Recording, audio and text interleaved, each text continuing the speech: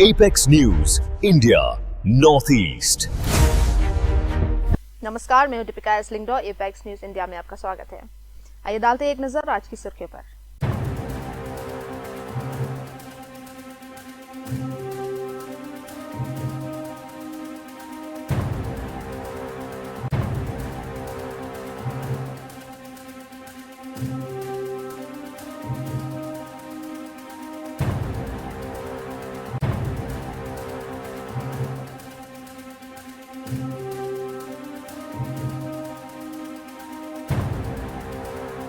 और अब खबरें विस्तार से।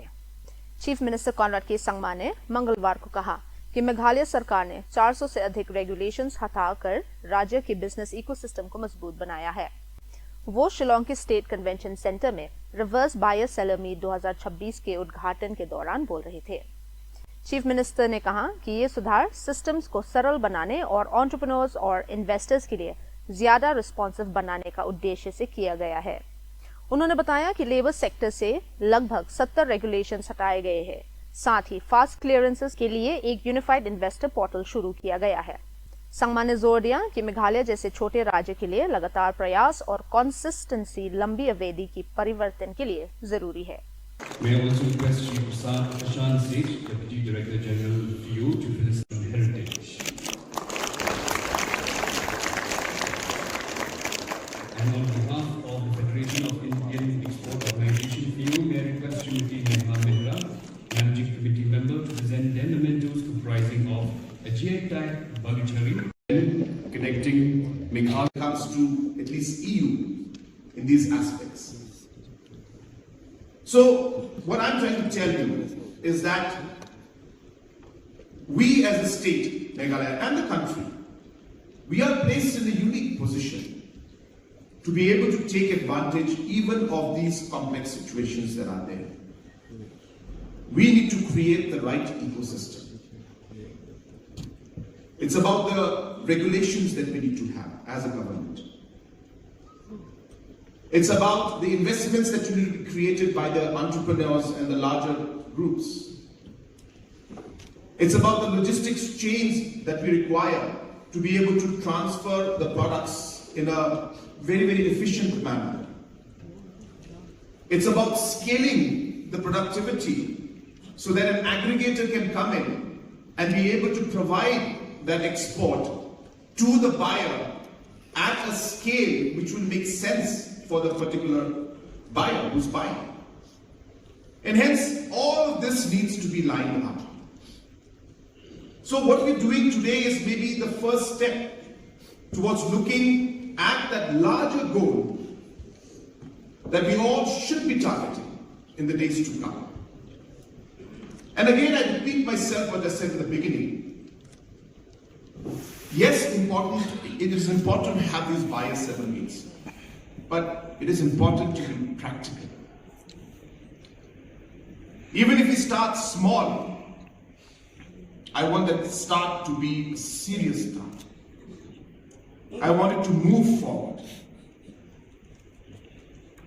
I don't expect that we will be having a $1 billion deal, MOU signed, and then suddenly everything flops tomorrow and there's not a single sale that is made. I think that will be the most disappointing thing that will happen.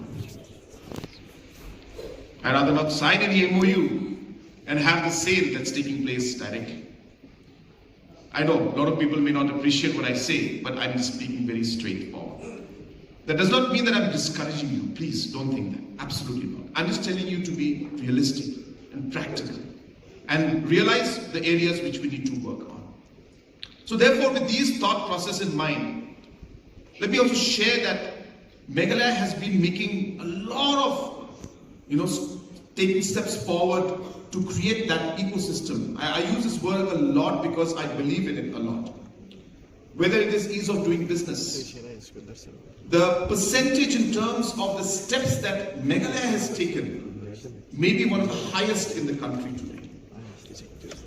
The number of steps that we have taken to deregulate the different regulations that are there or were there in the system, more than 400 if I'm not wrong. 400 different regulations were removed. In Labour Department alone, about 70 regulations were removed. In fact, we were one of the worst in the country, but because of the hard work of the departments that were concerned, we are now today in the top 3 in terms of the number of deregulations being made. We have a unified portal for investors to come in with seamless process, where they'll be able to get all the clearances required, which of course every state is doing. But I'm sharing with you because we also are now working and competing. Meghalaya सरकार ने कहा है कि राज्य Nipah virus के किसी भी संबंधित खतरे से निपटने के लिए पूरी तरह तैयार है, जबकि अब तक राज्य में कोई केस सामने नहीं आया है। स्पोर्ट्स और यूथ अफेयर्स मिनिस्टर वाइलाडमिकी शिला ने कहा कि वेस्ट बंगाल में निपा वायरस के केसेस की रिपोर्ट्स के बाद हेल्थ डिपार्टमेंट को सतर्क रहने का निर्देश दिए गए हैं। उन्होंने स्पष्ट किया कि फिलहाल मेघालय में वायरस का कोई पक्का सबूत नहीं है। Heard the cases of in West Bengal, but as of now we don't have any concrete evidence or any report, especially with the state of Meghalaya. And then I just don't want also to come as to make anything out of it to create panic to the public, because as of now we don't have any report of it. But as a health department, we are fully aware and we are fully prepared for that. Okay, and so one more question, regarding Thursday, Mr. Conrad Sangma, he just sent a letter to the center regarding the youth, the national games which are going to be held here. So, what is the financial structure like? What is the state expecting from center? No. See, definitely the state will expect as much as we can from the central government. But at the same time, we do understand that when we ask to host a national game, we should be prepared ourselves. So no doubt we are prepared, but we are also pushing, we are also requesting central government, because Meghalaya also has his financial constraint. So definitely we have asked some amounts. So let's see, because as of now I think it's too early for me to share the total amount, because we are yet to assess with other department also. It is not only the sports department, it is the national game, as you know, that it involves inter-department the work. So that's why we are still awaiting the estimate and other thing from the other department. And so last thing about the budget, if you can just tell, recently the budget has been allotted. So is there anything that brings more power to the sports department?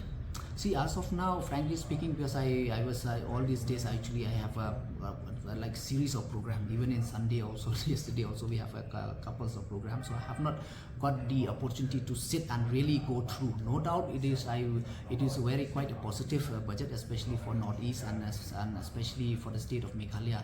We have seen that the Saski scheme, we have given the opportunity, the fund. So I think it is quite positive. But as such, to go on to the nitty-gritty of the budget, I have not got the opportunity as yet.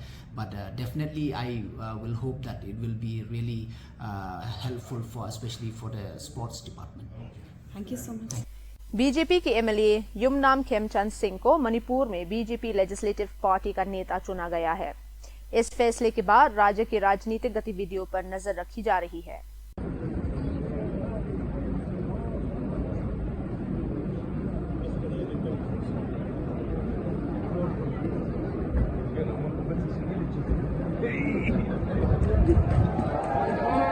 Modi सरकार ने आयुष्मान भारत योजना के तहत फर्जी claims के खिलाफ अपना अभियान तेज कर दिया है। 133 करोड़ के संदिग्ध क्लेम्स को रिजेक्ट कर दिया गया है, जबकि 272 करोड़ की क्लेम्स जांच के घेरे में है। 4.63 लाख से ज्यादा क्लेम्स को पुनः वेरिफिकेशन के लिए राज्यों को वापस भेजा गया है। फेक बिलिंग पर रोक लगाने के लिए AI tools, multi district flying squads और सख्त मॉनिटरिंग सिस्टम्स लगाए गए हैं। Big crackdown under Ayushman Bharat. The Modi government has rejected suspicious health insurance claims worth 133 crore rupees, while another 272 crore rupees has been flagged for scrutiny. In a major move to curb fraud, the centre has returned 463 lakh claims to states for revalidation and verification. Multi-district flying squads are being deployed to catch fake billing and inflated hospital claims on the ground. Alongside this, AI-based monitoring tools are being rolled out to detect patterns of misuse and prevent fraudulent payouts. The message is clear: public health money will not be looted through fake claims. DRDO की chief ने भारत की नई hypersonic LRASHM missile को arm forces के लिए एक game changer बताया है।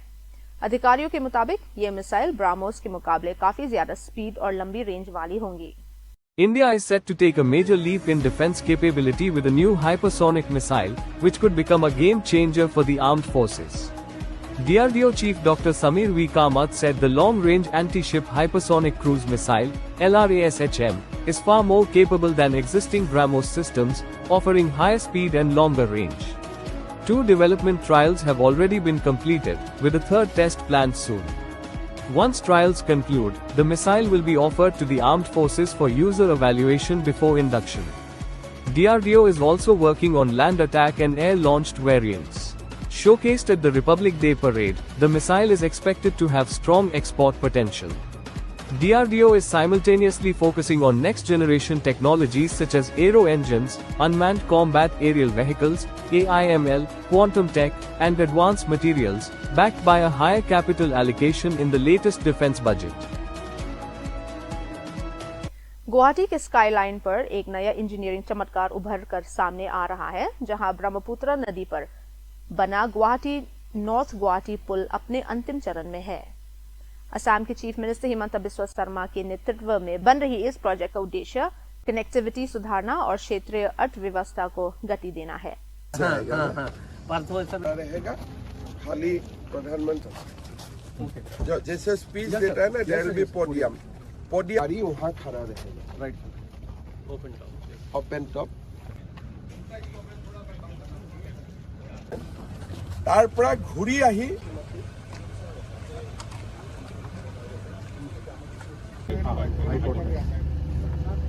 মানুহৰ আহিবৰ কাৰণেও এই মাজৰ অকল জেগাৰ মানুহখিনিহে এইফালে আহিব। এতিয়া কিমান দিন লাগিব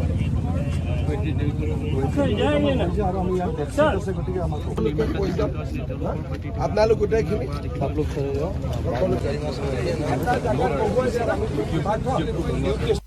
यूनियन मिनिस्टर किरण रिजिजू ने कहा है कि कांग्रेस नेता राहुल गांधी को 1962 के युद्ध के दौरान अक्साई चीन को खोना पर माफी मांगनी चाहिए। इस बयान के बाद राजनीतिक प्रतिक्रिया तेज हो गई है।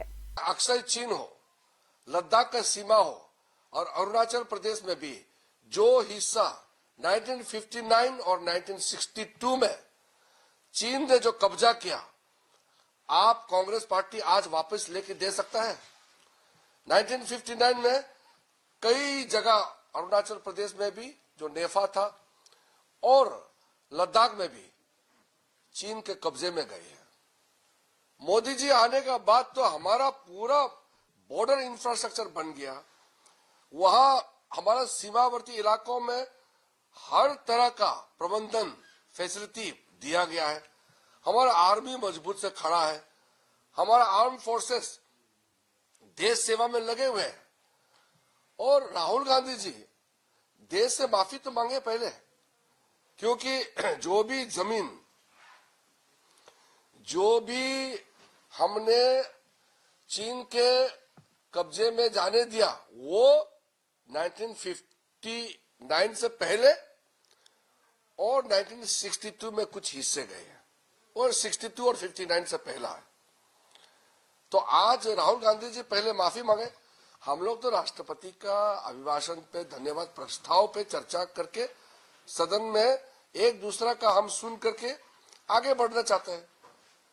आप किसी बड़े परिवार में पैदा हुआ तो क्या आप सदन से ऊपर हो गए? आप नियम से ऊपर हो गए? भारत लोकतंत्र देश है, ये नियम से चलता है।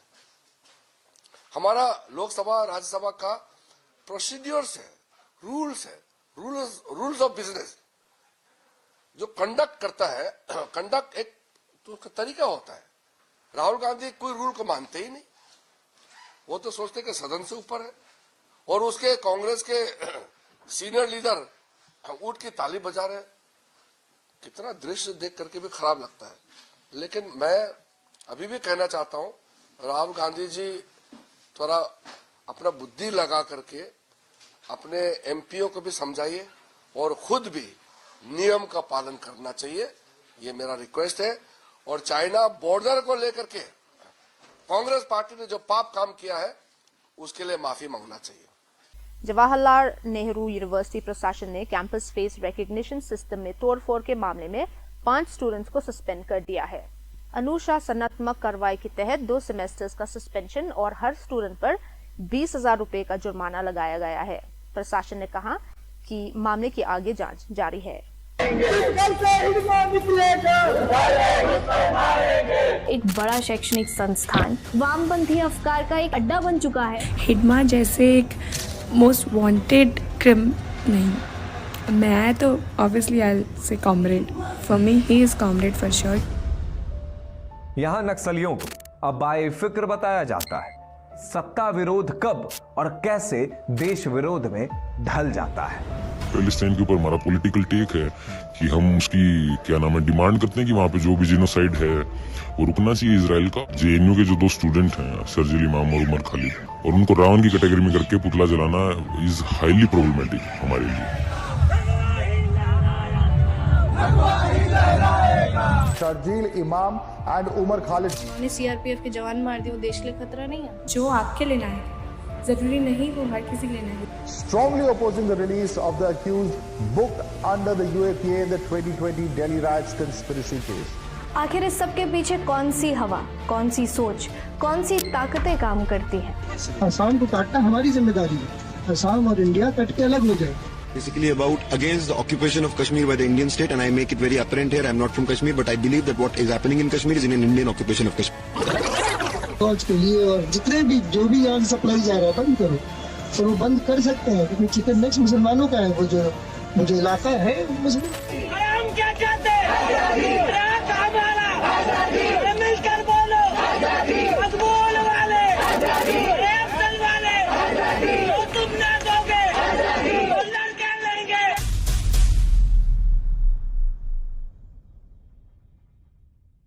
भारत का सुप्रीम कोर्ट राज्यों के एंटी कन्वर्जन कानून की संवैधानिक वैधता की जांच करेगा। 3 जजों के बेंच ने सभी राज्यों को नोटिस जारी किया है। इस मामले में केंद्र सरकार ने कुछ एनजीओज के कामकाज पर भी चिंता जताई है।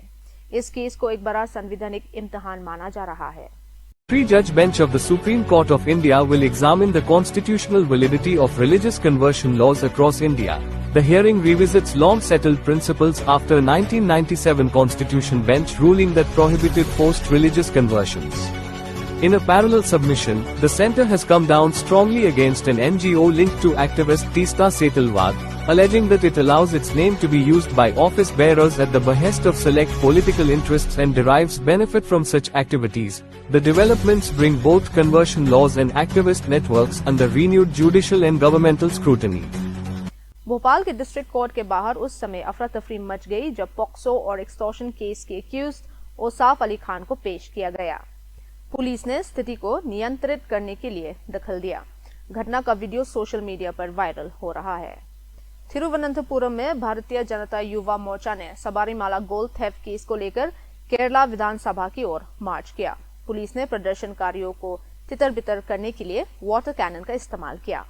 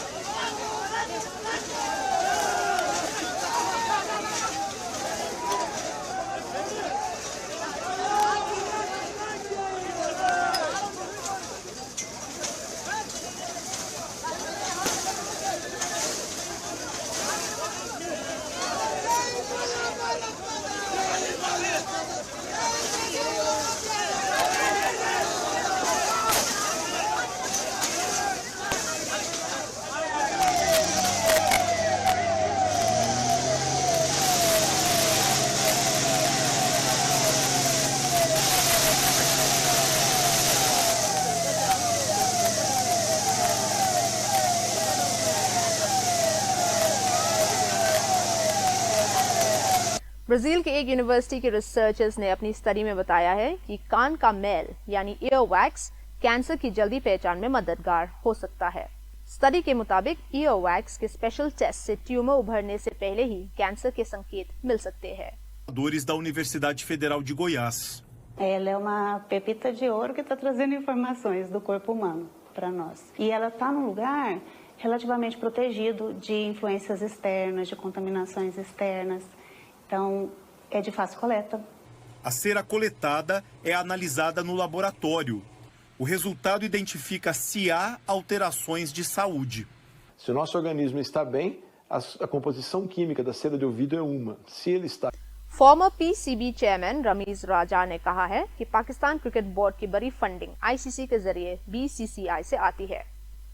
उनके इस बयान के बाद पाकिस्तान क्रिकेट की आर्थिक निर्भरता पर बहस छिड़ गई है। सबसे क्रिकेट बोर्ड में भी कहा है कि जो पाकिस्तान क्रिकेट बोर्ड आईसीसी की फंडिंग पे 50% चलता है और आईसीसी फंडिंग ये होती है कि वो टूर्नामेंट्स कराते हैं और उसके जो पैसे हैं वो अपने मेंबर बोर्ड्स में बांट देते हैं और वो जो आईसीसी की फंडिंग है वो 90% इंडियन मार्केट से आते हैं।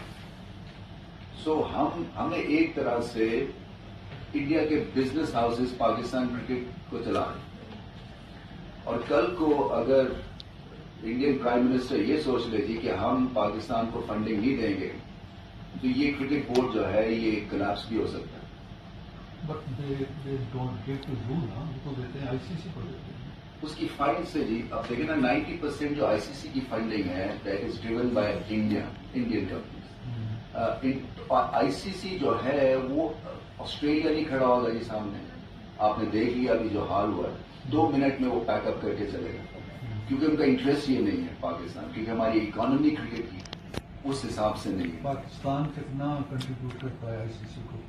हम 0 करते हैं क्योंकि हमको हमारी तो ड्यूटी नहीं है। मेक्सिको के कैटामैको शहर से आया एक वीडियो सोशल मीडिया पर वायरल हो रहा है जिसमें लोगों का दावा है कि उन्होंने एक ऐसी महिला को पकड़ा जो खुद को जानवर में बदलने वाली विच बताई जा रही है।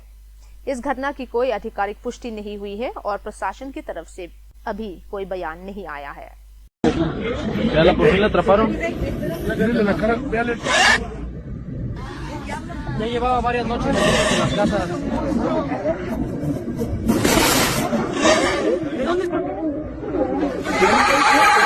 सोशल मीडिया पर घूम रहे एक वीडियो में पाकिस्तानी सिक्योरिटी फोर्सेस और बलोच फाइटर्स के बीच झड़प दिखाई जा रही है। इस फुटेज की ऑथेंटिसिटी की आधिकारिक पुष्टि नहीं हुई है। 3 लड़ाइयाँ हार चुके हैं बड़ी वाली, बट इनकी बुक्स में इनके नरेटिव में कहीं नहीं है। इनके नरेटिव में कहीं नहीं है कि हमारे 93,000 प्रिजनर ऑफ वॉर लिए गए। इनके नरेटिव में कहीं नहीं है कि ईस्ट पाकिस्तान बांग्लादेश बन गया। इनके नरेटिव में कहीं नहीं है कि 65-71 वॉर हम हारे। इनके नरेटिव में कहीं नहीं है कि हम कारगिल हारे। ओडिशा हाई कोर्ट ने 2 बच्चे नियम की उल्लंघन करने पर एक ग्राम पंचायत मेंबर की डिस्क्वालिफिकेशन को बरकरार रखा है। कोर्ट ने पॉपुलेशन कंट्रोल को राष्ट्रीय प्राथमिकता बताते हुए पर्यावरण और संसाधन संबंधी चिंताओं का जिक्र किया। The Orissa High Court has upheld the disqualification of a Gram Panchayat member for having more than 2 children, calling population control an urgent national priority. The case involved a Panchayat member removed under Section 25(1)(v) of the Orissa Grama Panchayats Act, 1964, which disqualifies anyone with more than 2 children from holding office. The appellant argued that a protective proviso applied to him, since his 3rd and 4th children were born around the amendment period. However, the court rejected this argument, stating that the law was clear and the protection did not apply in his case. The court emphasized that population explosion causes environmental damage, resource scarcity, and social stress. It also noted that Parliament had already empowered both centre and states to frame population control policies through the 42nd Constitutional Amendment.